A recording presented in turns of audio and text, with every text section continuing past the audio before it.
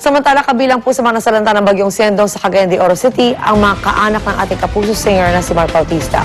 Matagal na panahon na rin hindi nakakapunta doon si Mark, pero ang balak sana nilang engranding party sa darating na Pasko. Hindi na raw matutuloy lalo pat marami ang nangangailangan ng tulong. Gayunpaman, pupuntahan na lang daw niya ang kanyang mga kababayan, bit-bit ang mga regalong damit na ilang araw din niyang personal na kinalap mula sa ilang kaibigang artista. Nalungkot, sobra.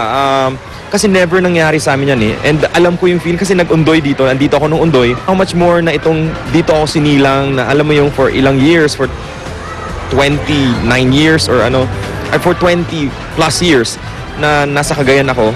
Talagang grabe yun sa akin. Sa mga nagsisimbang gabi dyan, sana nakumpleto niyo ang inyong panata kaya para kayo ay makapag-wish na. At bukas nga ng gabi, salubong na. Yay! Kaya eto po at kamusta na natin ang mga nagsimbang gabi dyan sa simbahan ng Quiapo kung saan nagbabantay. Walang iba kundi si Monica. Good morning, Mon. Parang nakompleto mo na ata ang 9 mornings. Malapit na. Nag-wish na yan. Good morning. Sana makumpleto ko pero medyo may na-miss akong konti pero okay lang dahil live naman tayo dito. Dito nga sa St. John the Baptist Parish Church o mas kilala nga bilang Quiapo Church. Para nga dito sa ikawalo sa siyam na simbang gabi. Tulad ng nalalaman natin lahat mga kapuso, no, isa tong Quiapo Church, pinakadinarayong simbahan sa buong Kamaynilaan. In fact, nung unang araw ng simbang gabi, sinasabing umabot daw sa 3,000 katao ang nandito. Pero ngayong araw po ay inaasahang mas lulobo ang bilang ng dami ng tao dahil nga sa bukod sa simbang gabi ay araw din po ng Biyernes ngayon o Quiapo Church. Kaya inaasahan ng pagdagsa ng mga deboto ng Nazareno. Sa kasalukuyan po mga kapuso ay ongoing ang kanilang ikalawang simbang gabi para sa umagang ito. Yung una kasi ay nagsimula ng alas 4 ng umaga at ito ang ongoing ngayon. Nagsimula po ito ng 5 a.m. at pinangungunahan po yan ni Father Generoso Jeronimo. At para naman sa schedule po nila para sa huling araw ng simbang gabi, meron po silang anticipated mass. Mamaya po yan sa ganap na alas 9 ng gabi at para sa mga gusto talagang umattend nung madaling araw na mass, parehas po ang schedule. Meron 4 a.m. at 5 a.m. para sa mga madaling araw nga na kanilang simbang gabi. At mamaya mga kapuso, bukod sa pagtutok natin dito sa Quiapo Church, lilibutin din natin yung mga mabibilang pagkain daw dito sa labas ng simbahan, gaya ng tindahan ng Kastanyas. At may pupuntahan po tayong isang malapit na bilihan ng sikat at pinipilahan daw na hamon. Kaya mga kapuso, tutok lamang po dahil yan, lahat po yan ating pag-uusapan sa pagbabalik po natin. Dito po yan sa My Quiapo Church. Balik muna sa inyo girls and guys.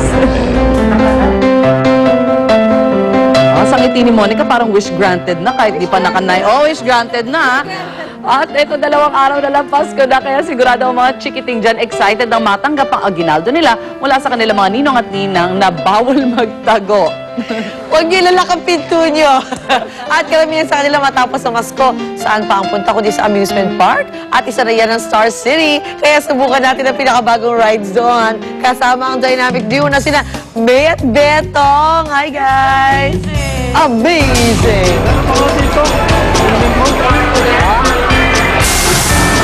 Oh, shit!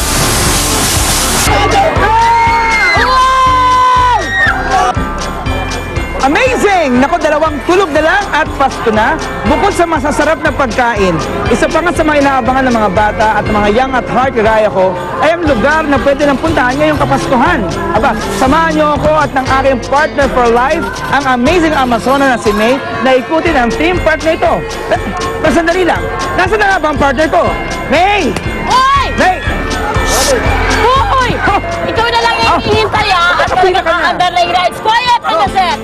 Guys, pero bago po yan ha, naku, abangan niyo po, bago po kami mag-rides. Ay naku, jump-pack po at all-in-one ang aming episode na ito. Dahil, naku po, bukod sa mga iba't ibang magagandang pasyalan ha, na pwede niyong pagpilian, ay naku, mga pasok at swak na budget sa mga nagla-last minute jump-pack! Kalihan niyo po, dali! Naku, kaya samahan niyo kami dito lang sa barkada niyo tuwing umaga. Of course! Ang Unang Hirit! Halika na! Ano ba yan? Naku! Aray ko! Aray! Ay, sorry nga. Let's go, guys! Alright mga kapuso, sabay-sabay natin Salubungin ng maligayang Pasko at pasagan ng bagong taon kasama ng inyong paboritong morning barkadahan. Ito lang sa Unang Hirit! Para kang ano, buhay na Christmas tree. Bagay, di ba? Bagay!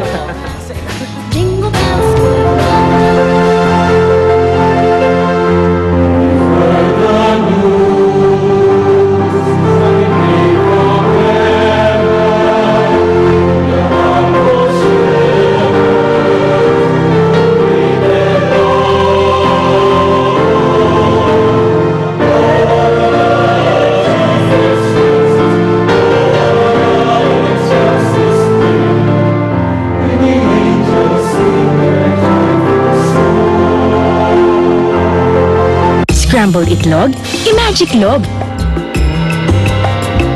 Ibudbod ang Maggi Magic Sarap, then beat the eggs. Sarap! Basta itlog, i-magic log.